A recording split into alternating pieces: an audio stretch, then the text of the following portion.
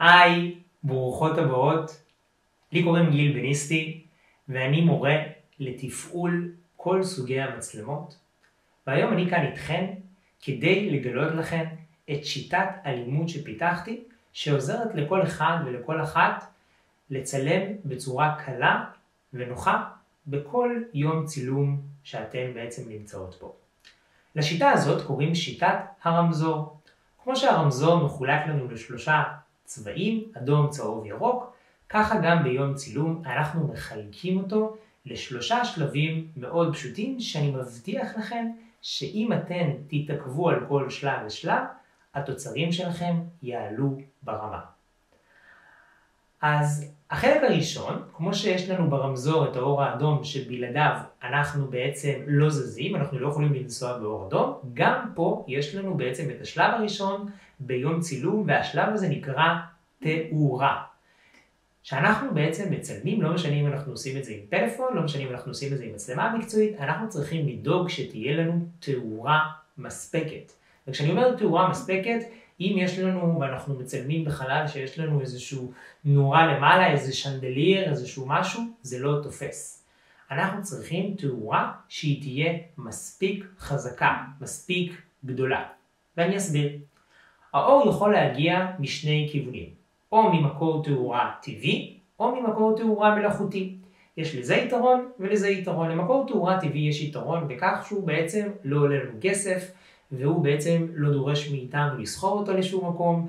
אתן סוחבות מספיק ציוד בכל יום עבודה שלכם. זה היתרון של גוף תאורה שהוא מלאכותי, שהוא טבעי, סליחה. בגוף תאורה מלאכותי, היתרון שלו זה שהוא עקבי, הוא תמיד נמצא שם. גם אם אנחנו מצלמים בזמנים שאין מספיק אור יום, כמו למשל אם נגיד אתן עושות ליוויים בלילה ואתן רוצות לצלם את העבודה שלכם באולם, עם מקור תאורה מלאכותי אתן יכולות לעשות את זה. אבל לא על זה אני בא לדבר. אני בא לדבר על הדרך שלנו לצלם עם מקור תאורה, לא משנה אם הוא טבעי או מלאכותי. יש לנו בעצם שני סוגים של סגנונות תאורה. תאורה קשה ותאורה רכה. מה זה אומר? תאורה קשה זה אומר שבעצם הפריים שלי מואר לא במידה שווה. יש לי אזור שהוא מאוד מאוד בהיר, אזור שהוא מאוד מאוד מוצל. יש לי בעצם קונטרסטיות בתאורה בחלל של הפריים שלי.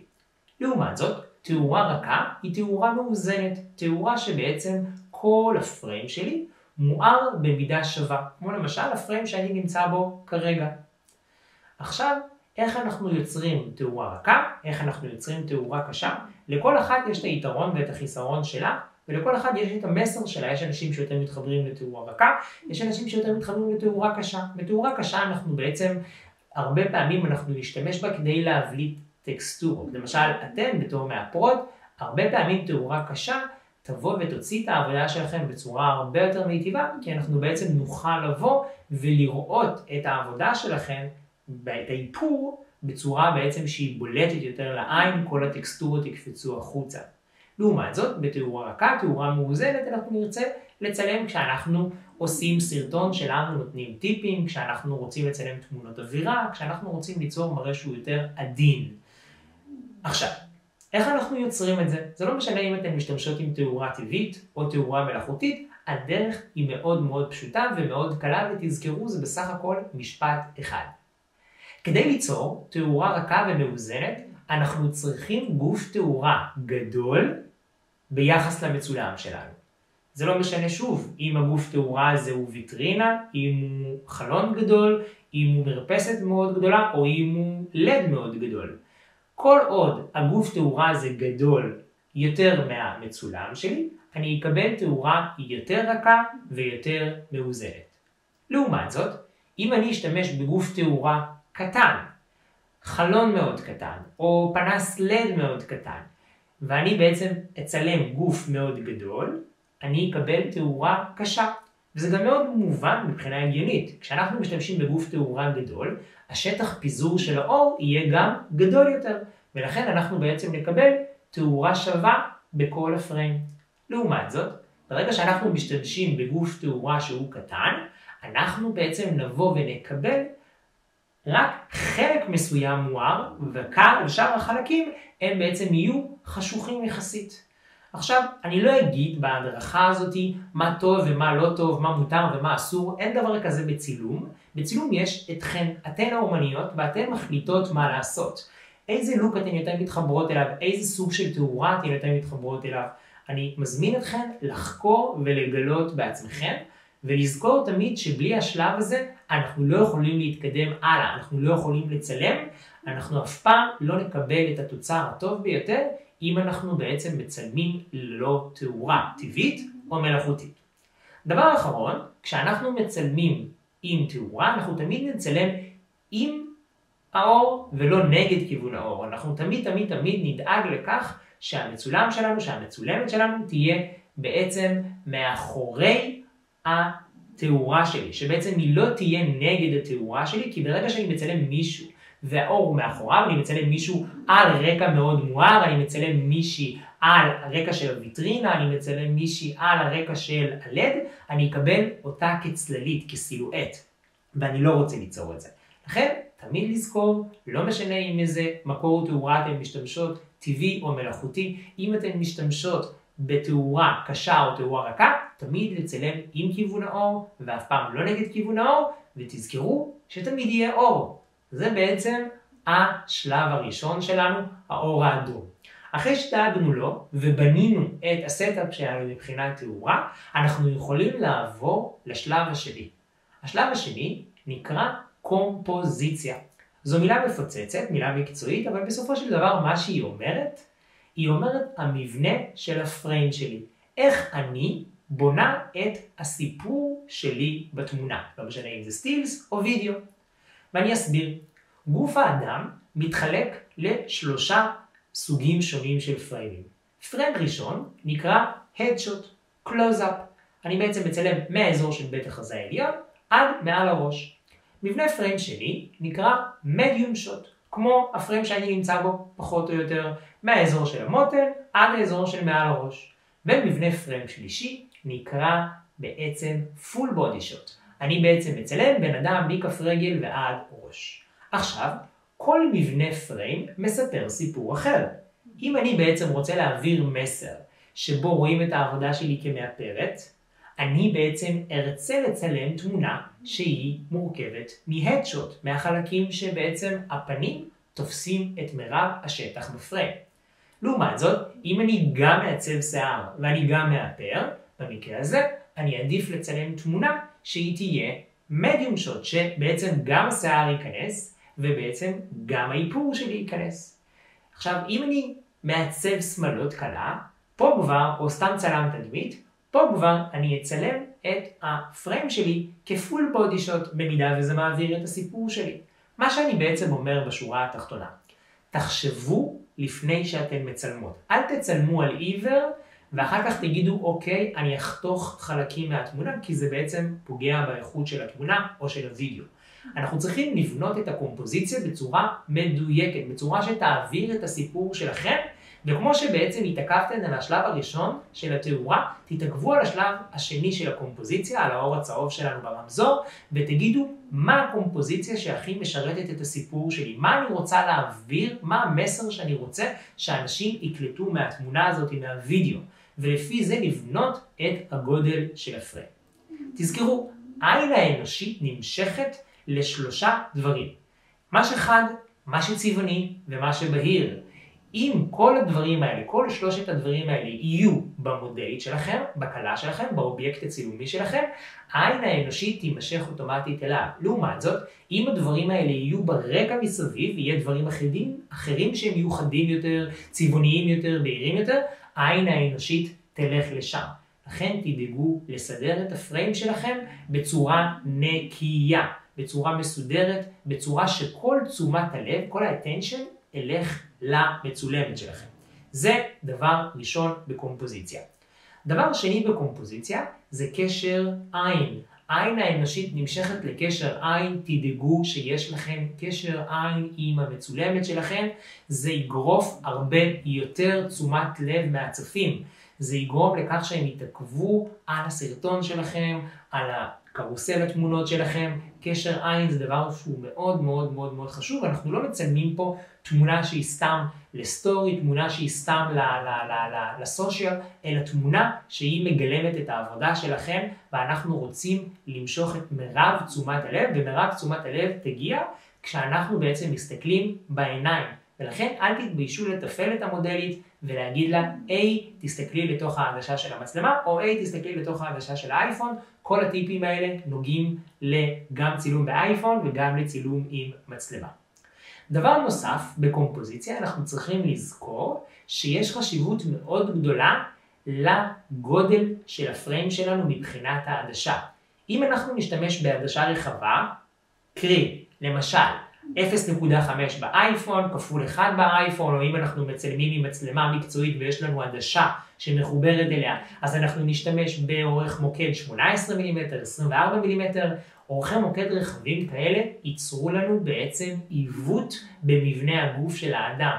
לכן אנחנו נעדיף תמיד לצלם פורטרטים עם עדשה צרה, כפול 2 באייפון, או אם אנחנו מצלמים עם עדשה מקצועית, מ-35 מילימטר ומעלה, כדי לבוא ולקבל את הפרופורציות של הפנים בצורה הנכונה ביותר, שעצמות הלחיים ישבו במקום, המצח, האוזניים, העיניים, זה דבר שהוא מאוד מאוד מאוד חשוב. דבר נוסף, בקומפוזיציה, אנחנו צריכים להכיר את המושג פיקסלים. פיקסלים אלה בעצם יחידות מידע שיש בכל חיישן, גם של מצלמה וגם בחיישן של מצלמה של אייפון. והפיקסלים שלנו הם כמות מוגבלת. הם יכולים להיות 20 מגה פיקסל, 40 מגה פיקסל, 60 מגה פיקסל, לא משנה איזו מצלמה אתן קונות, יש לנו כמות מוגבלת. ואנחנו רוצים שהפיקסלים האלה יהיו במקום, שהם לא יתבזבזו על דברים שהם לא נחוצים. כל האזורים המתים בתמונה, ובכוונה אני בניתי את הפריים בצורה כזו שיהיה לנו אזורים מתים בתמונה שלי, בפריים שלי, כרגע כל האזור של הקיר הלבן. האזור הזה, ברגע שאתן מצלמות תמונה, אם אתן עושות את זה כדי להעביר את המסר שלכם כמאפרות, והפנים תופסות רק 50% מהגודל של הפריים, של הוידאו, אתן מפספסות את החדות, אתן מפספסות את כמות הפיקסלים שתשב במקומות הנכונים במרכאות, ולכן תשתדלו לבוא ולסגור את הפריים, ככה זה נקרא בצורה מקצועית. אחד מהצלמים הגדולים ביותר בעולם אמר, אם התוצר שלך, אם התמונה שלך היא לא טובה, כנראה שאתה לא מספיק קרוב למצולם שלך. לכן, אל תתביישו להתקרב למצולמת שלכם עם מצלמה, עם פלאפון, זה לא משנה, תצלמו תמונה עם קומפוזיציה סגורה. בלי שטחים מתים מימין, בלי שטחים מתים משמאל, בלי שטחים מתים מלמעלה, בלי שטחים מתים מלמטה. תבנו את זה בצורה מדויקת ונכונה, וזה בעצם יתרום לכם במיידי באופן בכך שאנשים בעצם יתעכבו על התוכן שלכם, כי יש מאחוריו מחשבה. יש מאחוריו מחשבה גם בתאורה, ויש מאחוריו מחשבה גם בקומפוזיציה, גם במבנה של הפריים. אתם חשבתם לפני שאתם צילמתם. מרבית האנשים בעולם לא חושבים לפני שהם מצלמים. למה? כי יש לנו כמות בלתי מוגבלת של זיכרון, יש לנו פלאפונים עם כמויות גיגה-בייט מטורפות ומצלמות עם כרטיסי זיכרון, גם עם נפחים גבוהים, ולכן אנחנו מצלמים על עיוור. אבל מה שחשוב זו האיכות ולא הכמות, לכן תשתדלו ליצור תאורה נכונה וקומפוזיציה נכונה. עוד דברים שיכולים לעזור לנו בבניית קומפוזיציה נכונה, זו ההבנה של מיקום התמונה שלי, מיקום המצלמה שלי מול המודלית. איפה אני ממקם את המצלמה? האם אני ממקם את המצלמה למעלה, למטה, בזווית ישרה? אז בואו נבין. כשאנחנו ממקמים את המצלמה מלמעלה, אנחנו נקבל את האובייקט שלנו מעט יותר קטן בתמונה. אנחנו בעצם נקטין את הגודל שלו. אם אנחנו נצלם את האובייקט שלנו מלמטה, כולנו יצא לנו לבוא ולהדליק את הפלאפון בטעות כשאנחנו גוללים, להדליק את המצלמה, אנחנו רואים את עצמנו בעצם פתאום מלמטה, אנחנו בעצם נקבל תמונה שהיא מעוותת ותגדיל אותנו. הפרופורציה הנכונה ביותר זה ברגע שאנחנו מצלמים מגובה העיניים של הבן אדם. אז לכן, אם אתן רוצות לקבל יחס פרופורציונלי, ביחד עם עדשה צרה, כפול 2 באייפון או 35 מילימטר בעדשה בעצם מקצועית, אנחנו נצלם מגובה העיניים, אנחנו נעמיד את המצלמה בגובה העיניים של המצולם. דבר אחרון, בנוגע לתוכן שלכם, תשתדלו לשמור על עקביות. עקביות ואחידות. ברגע שהתחברתם לסגנון מסוים, חקרתם, בדקתם שאתן אוהבות למשל תאורה קשה, או אתן עובדות תאורה רכה, או לצורך העניין אתן אוהבות קומפוזיציה כזו או קומפוזיציה כזו, תמשיכו לבנות את התוכן שלכם בצורה אחידה, בצורה שהיא בעצם תבוא ותהיה עקבית, כדי שבעצם כל אדם שיחשף לתוכן שלכם יבוא וידע אוטומטית לזהות אותו מקילומטרים. וזה טביעת אצבע דיגיטלית שהיא מאוד חשובה לכל אומן ולכל יוצר תוכן. וגם הדבר הזה הוא מתבטא בצילום. כשאתן למשל מצלמות וידאו, ואתן מצלמות מספר שוטים לאורך היום, ומאחדות את זה לאחר מכן לריל שלם, זה יהיה מוזר אם פעם אחת הקלה שלכם או המודלית שלכם תהיה על רקע כזה ועל רקע אחר, והתאורה תשתנה מכאן לפה מבחינת עוצמה, מבחינת טמפרטורה. לתאורה יש גם טמפרטורות שונות, לא דיברנו על זה, אבל זה גם משפיע, תאורה חמה או תאורה קרה, צהוב או כחול, ובמידה ואנחנו בעצם לא חושבים על זה ולא בונים משהו עקבי, זה מבלבל את העין, ומשהו שמבלבל את העין גורם לאנשים לבוא ופשוט להעביר הלאה, פשוט לבוא ולדפדף הלאה ולא להתעכב על התוכן הספציפי שלכם, ולכן אנחנו רוצים לבוא ולעשות אותנו בעצם מדויקים על ידי שני השלבים האלה. עכשיו אתם בטח שואלות, מה השלב השלישי, גיל? בעצם מה האור הירוק? האור הירוק בעצם זה השלב שבו אנחנו מתפעלים את הציוד שלנו, בין אם זו מצלמה, בין אם זה אייפון. והטיפ שלי אליכם, בתור בעצם מורה לתפעול מצלמות, תלמדו להכיר את המצלמה שלכם, תלמדו להכיר את האייפון שלכם, תשלטו בו על עיוור, תפיקו ממנו את המרב ואת המיטב, וזה בעצם יעזור לכם ברגע שאתם מבינות את כל ההגדרות ואת כל הפונקציות שאחראיות על החשיפה ועל מערכת הפוקוס ועל כל דבר ודבר, זה יגרום לתוצרים שלכם להיות מדויקים יותר, ואתם תגיעו לתוצרים האלה בקלות ובמהירות, ואם אתן בעצם רוצות ללמוד על המצלמה שלכם יותר, אתן מוזמנות לפנות אליי באופן פרטי. אז שיהיה בהצלחה.